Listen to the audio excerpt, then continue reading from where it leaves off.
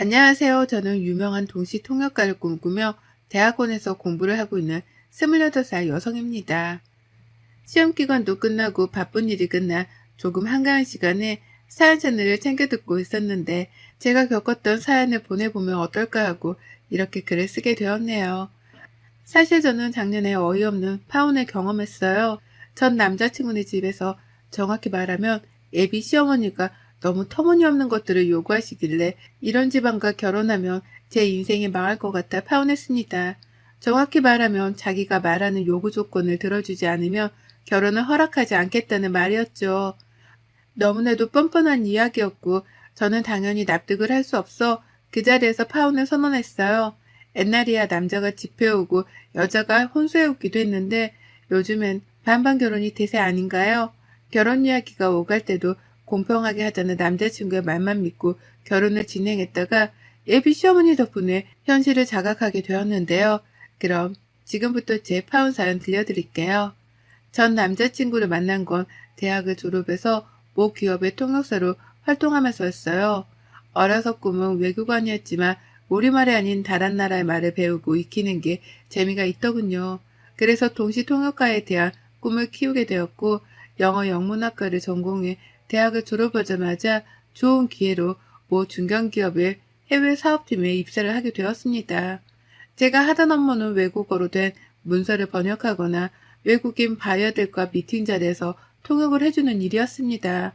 남편은 회사 마케팅팀에서 대리로 일을 하고 있는 직원이었고요. 우연히 한 프로젝트를 같이 담당하게 되면서 남편의 부서와 제가 속해 있는 팀이 같이 해외 출장을 가게 되면서 인연이 시작되었어요.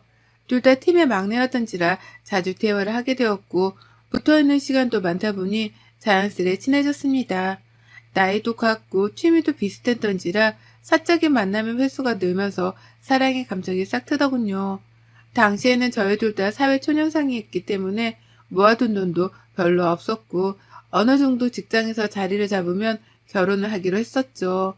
그렇게 저희는 3년의 긴 연애 끝에 미래를 함께하기로 약속했습니다. 사실 저희 집은 조금 부유한 편이었습니다. 대기업 임원 출신인 아버지는 아직도 회사에서 근무하고 계셨죠. 2년 뒤 정년퇴임하실 예정이었고요. 엄마는 캐피털 회사를 운영하셨던 외할아버지에게 회사를 물려받아 운영 중이셨고요. 제가 대학을 졸업한 해에 제 몫으로 회사 근처에 있는 32평짜리 브랜드 아파트를 해주셨어요. 결혼을 하려면 요즘엔 시댁 눈치 안 봐야 한다면서 미리 여유자금까지 만들어주셨습니다. 그렇게 양가 집안에 인사를 드렸어요. 저희 집에서는 남자친구가 인물도 좋고 마음씨도 곱다며 무척이나 좋아라 하셨죠. 남편도 넉살 좋게 저희 부모님을 잘 따랐고 무엇보다 저를 살뜰히 챙겨주었습니다. 오히려 제가 예비 시댁에 처음 인사를 드리러 갈 때는 더 긴장을 했습니다. 마음에 안 드시면 어쩌나 하고 백화점에서 예쁜 원피스도 사입고 좋아하실 만한 선물도 어렵사리 골랐죠. 설레임 반 긴장 반으로 예비 시댁에 방문했는데 반응이 영 시원찮은 겁니다. 예비 시아버지는 아무 말도 없으셨고 예비 시어머니는 저의 위아래를 훑어보기 바쁘셨죠. 남편에게는 3살 많은 누나가 있었는데 옳게 될 사람이 온다 하니 잔뜩 힘을 주고 왔더라고요. 하도 쳐다보는 동에 밥이 코로 들어가는지 입으로 들어가는지 몰랐어요. 그렇게 겨우겨우 식사를 마치고 거실에 둘러앉아 차를 마셨습니다. 이때다 싶었는지 저에게 마구 질문을 쏟아내더라고요. 우리 현민이가 결혼할 사람 데려온다길래 궁금했는데 이렇게 보니 반갑네. 그런데 입고 온 거 들고 온 거 다 명품인데 친정이 돈이 많은가 봐? 아참, 내가 나이가 많으니 말 편하게 해도 됐지? 아가씨, 우리 현민이랑 만난 지 얼마나 됐어요? 우리 집의 아들이 귀한 집이라. 근데 그 나이에 벌써 명품 치장하고 다니면 너무 과소비 아닌가? 지금 직장 다녀요? 네, 저 현민 씨랑 같은 직장 다니고 있고 저는 해외 사업팀에서 통번역 업무를 담당하고 있어요. 그래도 직장은 번듯하니 잘 잡았네. 우리 아들 못한 거 하나 없이 내가 잘 키웠는데 우리 아들이 결혼한다니 아쉽네. 신혼집은 어떻게 할 생각인가? 이런 거 초면에 좀 그렇지만 그래도 확실히 해두는 게 좋은 것 같았어.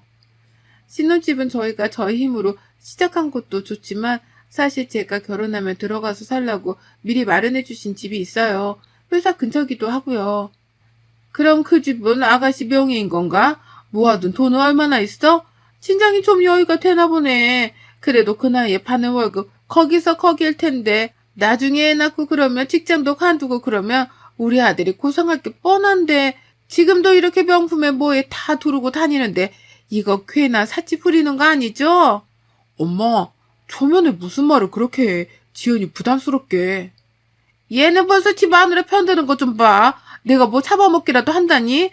결혼하고 나서 애 생기면 너 혼자 일하는데 이렇게 사치 부르고 다니면 그게 다 부담되고 그러니까 미리 말해두는 거 아니야. 내 말이 틀려요? 아, 어머님 말씀이 맞아요. 과해 보였다면 죄송해요. 저도 나름 잘 보이려고 하나 사입은 건데. 저는 제가 너무 예민하게 구는 건가 생각했지만 다들 이런 고비는 한 번쯤은 있다고 해서 그러려니 했어요. 그래도 저도 사람인지라 기분이 나쁘긴 하더라고요. 자리를 피하고 꽤 늦은 시간이었기에 남자친구가 데려다 준다며 차를 타고 길을 나섰죠. 영 찝찝한 기분을 지울 수 없었던 저는 남자친구에게 하소연을 했습니다.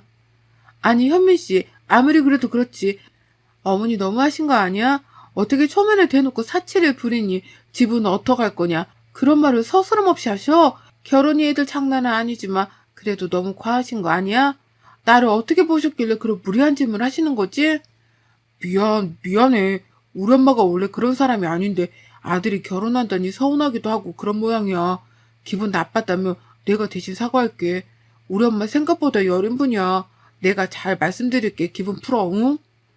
막말로 우리 엄마 아빠가 현민 씨한테 그랬으면 현민 씨도 기분 나빴을 거 아니야. 반대로 생각해보라고. 내가 현민 씨랑 결혼하는 거지 현민 씨 집이랑 결혼하는 게 아니잖아. 결혼해서도 이런 식이면 나 곤란해. 결혼하기 전에 애초에 그런 거 싹을 잘랐으면 좋겠어. 알겠어. 너무 예민하게 생각하지 마. 내가 엄마한테 잘 말해둘게. 순간 이게 맞나 싶을 정도로 결혼을 이렇게까지 해야 하나 생각이 들었지만 남자친구가 미안하다고 사과를 하는 통에 잘 준비해보기로 하고 좋게 결론 지었어요. 회사 동료들이나 주변 친구들에게 물어봐도 결혼 전에 보통 치르는 관례라며 깊게 생각하지 말라더라고요. 그래서 저도 한숨 푹 쉬고 세상에 쉬운 건 하나도 없구나 생각했죠. 며칠 뒤 상견례까지 치르게 되었어요. 저희 부모님과 예비 시부모님, 시누이, 남편 이렇게 넷이 자리하게 되었습니다. 시누이와 예비 시어머니는 저희 부모님을 스캔하기 바쁘시더라고요. 예비 시아버지는 그저 결혼이 차질 없이 잘 준비되었으면 한다고 몇 마디 거들뿐 과묵하게 계셨어요. 시어머니와 시누이가 제일 바쁘더라고요. 다소 기분이 나쁠 수 있는 얘기인데도 저희 부모님은 차분하게 답해 주셨습니다. 요즘에는 반반 결혼이 대세던데 저희가 형편이 그렇게 좋지는 못해서요. 있는 쪽에서 지원을 많이 해주고 살아가면서 서로 도우면 되니까 결혼할 때 얼마 보태줄 수 있으신가요? 안 그래도 집 문제가 가장 큰 것 같아서 딸아이 명의로 미리 사둔 집이 있어요. 혼수다 예단만 잘 처리하면 될 것 같은데 간소하게 하길 원하시면 예단이나 예물은 생략해도 됩니다. 예물이라고 해봤자 두 사람이 하는 결혼이니 결혼 반지만 있어도 되지 않을까 싶은데요. 무슨 소리세요? 사돈이 너무 모르시네. 우리 집안이 아들이 귀한 집안이다 보니 예단이나 예물은 꼭 해야 해요. 그동안 제가 금이야 오기야 얼마나 잘 키웠는데 그것도 안 하고 넘어가면 집안 사람들한테 체면도 안 서고 우리 현민이 입지가 안 좋아지니까요. 그건 그렇습니다. 그럼 원하시는 예단 예물 있으시면 김서방 통해서 보내주시죠. 최대한 맞춰드리겠습니다. 어머, 사돈어른 정말 화끈하시다. 그럼 저도 필요한 거 있으면 말해도 되나요? 그럼요. 하나밖에 없는 딸아이가 결혼한다는데 잘 봐주십사. 그 정도는 당연히 해드려야죠. 원하시는 거 먹는 게 포함시켜 보내주시죠. 지켜보는 저는 속이 타들어갔지만 부모님은 기분 나쁜 내색도 안 하시고 그저 허허거리며 웃으실 뿐이었죠. 상견례를 마치고 집으로 돌아가는 차 안에서 제가 물어봤습니다. 그런 질문을 받고도 불쾌하지 않았냐면서요. 아빠, 아무리 사돈댁이라도 그렇지. 아빠 성격에 너무 비위 맞춘 거 아니에요? 그래도 어쩌겠냐. 나도 사람인데 딸 가진 죄인이랍시고 굽혀줬는데 아무리 생각해봐도 썩 좋은 집안은 아닌 것 같구나. 말은 그렇게 했다만 너 이 결혼 꼭 해야겠니? 당장 한다 안 한다 결론은 못 지을 것 같아요. 시간적인 여유가 있으니 며칠 생각해 볼게요. 그쪽 하는 거 보고 도저히 아니다 싶으면 저도 관둘 테니까 지켜봐 주세요. 제 성격 아시잖아요. 그래, 아빠도 우리 딸 믿는다. 이혼하기 전에 파혼이 나으니 신중하게 생각해봐라. 아직 시간 여유도 있으니까. 아버지의 말씀을 듣고 저도 곰곰이 생각했어요. 어찌됐든 남편 하나 보고 하는 결혼이기 때문에 시어머니나 시누이를 생각할 결혼은 없었죠. 물론 시댁 식구들이니 아예 신경을 안 쓸 수는 없었지만 정작 중요한 건 저와 남편이니까요. 아버지는 이대로 결혼해서 제가 줏대를 잡지 못하고 평생 당하고 살 거라며 걱정하셨습니다. 그리고 저도 한 성격 하는지라 한 번 화나면 부모님도 못 말릴 정도거든요. 저를 걱정하는 부모님을 안심시켜드리고 저는 남자친구를 믿고 결혼을 진행하기로 했습니다. 하지만 며칠 안가 그 모든 믿음은 깨져버리고 말았죠. 점심시간이 다 되어 일을 마무리하고 있는데 모르는 번호로 연락이 오는 겁니다. 예비 시어머니였어요. 갑자기 불쑥 찾아온 터라 당황스러웠지만 할 말이 있다며 회사 앞 카페로 부르시더라고요. 예비 남편에게는 굳이 말 안 해도 되니 저 혼자 조용히 나오라면서요. 갑작스러운 상황에 동료들이랑 먹기로 한 점심 약속을 취소하고 예비 시어머니를 만나러 회사 앞 카페로 갔습니다. 어머니 갑자기 찾아오셔서 놀랬네요. 무슨 일 있으세요? 내가 못 올 것이라도 온 것처럼 이야기하는구나. 너한테 미리 약속 받아둘 게 있어서 찾아왔다. 약속 받아둘 일이라면 어떤 걸 말씀하시는 건가요? 결혼이 너희 둘만 좋아서 하는 게 아니란 걸 알아줬으면 하는구나. 그래서 말인데 결혼 전에 미리 사뒀던 그 아파트 말이다. 혼인신고하면 현민이랑 공동명의로 바꾸렴. 내가 현금으로 6천만 원 마련해 줄 테니 그 돈 받고 네 앞으로 되어있던 그 아파트 공동명의로 바꿔라. 공동명의요? 이건 신혼집으로 사주신 게 아니라 부모님이 그냥 제 앞으로 해주신 제 집이에요. 신혼집 명목으로 산 거면 그리고 현민 씨 돈도 들어갔으면 당연히 공동명의로 해야죠. 근데 갑자기 이러시면 저는 조금 납득이 안 가네요. 납득할 게 뭐 있니? 결혼하면 다 부부 공동재산이 되는 건데 어려울 것 없다. 내가 주는 6천만 원으로 혼수하고 필요한 거 사고 대신에 집은 공동명의로 하는 조건이다. 보니까 지금 시세도 10억이 훌쩍 넘었는데 처가 도움으로 대리사이를 하는 것도 아니고 귀한 아들 면목은 세워줘야 하지 않겠니? 역시나 결국은 돈이었습니다. AP 시어머니는 처가의 도움으로 결혼을 하는 거라는 말 자체가 싫으셔서 뭐라도 있는 척하고 싶으셨나 봅니다. 제 명의로 된 아파트를 들먹이며 공동명의를 하라고 일방적인 요구를 하시더라고요. 그러면서 주시겠다는 6천만 원은 본인들 노후 자금을 주는 것이니 더욱이 공동명의가 맞다고 하시는 겁니다. 억지도 이런 억지가 없지 않나요? 그리고 처음에 아버지가 사주셨을 때보다 집값이 3배 정도 오르긴 했었어요. 인근 지역의 꾸준한 재개발로 고급 브랜드 아파트도 들어오고 위치적인 조건도 좋았거든요. 완전 도둑놈 심보가 따로 없었습니다. 가만히 있던 제 성질을 건드려주는 덕에 저는 더는 참을 수가 없더라고요. 딸 가진 죄인이라 더 이상 아무 말도 안 하셨다는 아버지가 생각나 더 울컥했습니다. 어머니, 죄송하지만 제가 이해가 조금 안 되네요. 같이 힘들게 구한 집이면 공동명의가 맞아요. 아무리 반반 결혼이라지만 제 집을 무슨 명목으로 공동명의를 해야 하는 건지 이해가 안 가네요. 현민 씨가 한 푼이라도 보탠 거면 제가 하겠는데 저는 이해가 되질 않아요. 이해가 갈 게 따로 있지. 그동안 내가 말한 거 이해 못했니? 아무리 시대가 변했다지만 그래도 남자가 집도 안 해가고 처가댁 도움으로 살았다고 하면 그게 무슨 말이냐 이거야. 그리고 결혼하고 아이 생기면 너 직장 그만둘 거잖니. 그러면 고생은 우리 아들이 다 할 텐데 그 고생하는 목 챙겨준다고 생각하고 바꿔주면 될 일인데 뭐가 그렇게 어려워? 어려운 게 아니라요. 어머니 상식적으로 납득이 안 가는 거잖아요. 너무 무리한 요구하신다는 생각 안 드세요? 막말로 형님 시집갈 때 집에서 보내셨다면서요. 그것도 공동명의 하셨어요? 그리고 이렇게 찾아오신 거 그 사람도 알아요? 어머니가 저한테 이런 말씀 하실 거라는 것도. 걔가 알아서 뭐 하겠니? 저번에도 보니까 네 말이라면 꿀뻑 죽더만.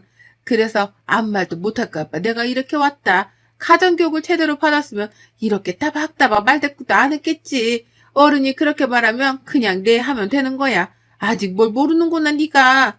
나중에 아이 나면 내가 봐주고 그럴 수도 있는데. 자꾸 아이아이 하시는데 그럴 일은 없을 것 같네요. 현민 씨도 같은 생각이면 공동명의 해드릴게요. 이게 말이 되는 상황인 건지 직접 불러서 현민 씨가 납득하면 저도 군말 안 하고 해드릴게요. 저는 그 자리에서 남자친구에게 전화했습니다. 애비 시어머니가 난감한 표정을 지으시더라고요. 남자친구에게 전화해 회사에서 개망신 당하고 싶지 않으면 회사 앞 카페로 나오라고 했어요. 그대로 가만히 있다가는 제 성질을 못 이겨 앞에 있는 시어머니 손찌검이라도 할 것 같았거든요. 시간이 얼마 안 돼 남자친구가 헐레벌떡 카페로 달려오더라고요. 남자친구가 도착하기 전 예비 시어머니는 저를 표독스럽게 노려보며 인정머리 없는 년이라고 욕까지 하셨어요. 현민 씨, 지금 어머니가 나한테 하신 말씀 있으시다고 해서 얘기 나눠보니 우리 신혼집을 공동명의로 하라시네? 나중에 아이 낳고 일시면 자기 혼자 고생할 거 아니냐고. 아들기 살려야 하지 않겠냐고. 집 공동명의 안 해주면 결혼 허락 안 하시겠다는데 당신 들은 거 있어? 이게 다 무슨 소리야? 공동명의는 뭐고 결혼 허락을 안 하겠다는 것도 뭔데? 이 표독스러운 년? 굳이 이렇게까지 해야겠니? 그래, 내가 이참에 할 말 좀 했다. 여자가 돈이 많으면 뭐하니? 융통성이 없는데. 몸에 명품 휘감고 다니면 자기가 부자인 줄 아나? 부부가 되려면 그 정도는 감수해야지.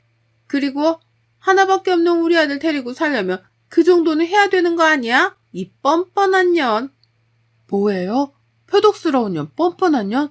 정말 뻔뻔한 게 누구신데 이래요? 당신 말해봐. 들은 게 있냐고. 긴 말 할 것도 없네. 이 결혼 없던 걸로 알게요. 어차피 주고받은 것도 없고 말만 한 상태니까 서로 아쉬운 거 없잖아요. 당신이랑은 아쉽지만 여기까지인 것 같네. 당신 집안에 내 인생 못 걸겠어. 그만하자. 자기야, 이러지 말고 나랑 이야기 좀 해. 이성적으로 생각하고 좀 진정하고 대화를 좀 해보자. 엄마는 왜 쓸데없이 이 사람한테 그런 말을 해서는 이 사단을 만들어야 돼? 됐다. 이런 못된 것이랑은 결혼하는 게 아니야. 네가 훨씬 아깝다. 너한테 시집 오르고 주선 아가씨들이 얼마나 많은데 쥐뿔도 없는 게 집 한 채 있다고 까불기는. 어머니, 아니 아줌마, 말 다 하셨어요? 그대가들 그 상태로는 그 누구와도 결혼 못해요. 아세요? 어떤 미친년이 냉큼 재산 가져가겠다는데 결혼해요? 제정신이 아니고서야. 암튼 우리 결혼 없던 걸로 해. 이 시간 이후로 서로 연락하는 것도 없고 회사에서 마주쳐도 아는 척 하지 말고. 아줌마, 인생 날로 먹으려고 하지 마세요. 아들 팔아서 장사하세요? 어이가 없어서 참. 저는 그 자리를 박차고 나왔어요. 드라마처럼 정신 좀 차리라고 물을 부어주고 싶었지만 참았습니다. 그렇게 저는 남자친구에게 파혼을 선언했어요. 며칠 후 저에게 전화하며 집까지 찾아오고 회사에서도 메신저로 끊임없이 연락을 하더라고요. 하지만 저는 제 미래를 남자친구와 함께 이어나갈 수 없을 것 같다며 정중하게 파혼 의사를 다시 전달했습니다. 아버지께 말하니 역시 그럴 줄 알았다면서 잘했다고 하시더라고요. 이혼보다는 파혼이 낫다면서요. 그리고 애비 시어머니는 정확히 저희 부모님이 하시는 일을 모르셨나 봅니다. 저희 아버지가 임원으로 계시는 회사에는 시누이 남편도 다니고 있더라고요. 그 사실을 뒤늦게 알게 된 시어머니는 혹여나 문제가 될까 저에게 굽신거리며 연락을 해오더라고요. 이미 끝난 사이 말해서 더 뭐합니까?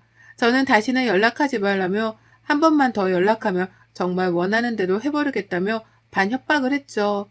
그랬더니 마지막에 그렇게 인생 살지 말라며 욕을 하시더라고요. 신우이가 될 뻔했던 사람도 처음에는 제 눈치를 보더니 나중에는 SNS에 저를 저격하는 글을 여러 개 올리더라고요. 가만히 있으면 뭐합니까? 다 캡처해서 명예훼손으로 고소했죠. 제가 잘못한 것도 없는데 그런 취급을 받을 이유는 없었으니까요. 집까지 찾아와 무릎을 꿇으며 사정을 해대는 동에 고소는 취하했지만 신우의 남편은 지방의 공장으로 발령을 내버렸습니다. 그 뒤로 정말 연락이 끊겼어요. 회사에서 남자친구를 종종 마주쳤지만 저는 눈길 하나 주지 않았어요. 마침 회사 일도 재미가 없어지고 흥미를 잃어갔을 때라 이참에 그만두고 공부를 좀 더 해야겠다고 생각했어요. 해외로 다니며 보는 시야도 넓히고 견문도 넓히고 싶었습니다. 대학원 공부를 한다는 건 차원이 다르더라고요. 매일매일이 공부와 시험의 연속이었어요. 부모님은 괜찮냐고 하지만 파혼의 슬픔, 아픔 따위는 느낄 새도 없이 정신없더군요. 그렇게 지금까지 대학원에서 공부를 하고 있습니다. 1년이라는 시간이 더 남았지만 대학원 공부가 끝나고 여건이 되면 유학도 다녀오려 합니다. 해외에서 직접 부딪혀보며 경험을 쌓아야 할 것 같아서요. 하마터면 제 인생이 시궁창으로 빠질 뻔했었는데 저 잘한 거 맞겠죠? 결혼해서 이혼하고 이혼료 딱지 붙느니 애초에 싹을 잘라버리는 게 맞는 것 같아요. 여러분의 생각은 댓글로 남겨주세요. 오늘도 시청해주셔서 정말 감사합니다.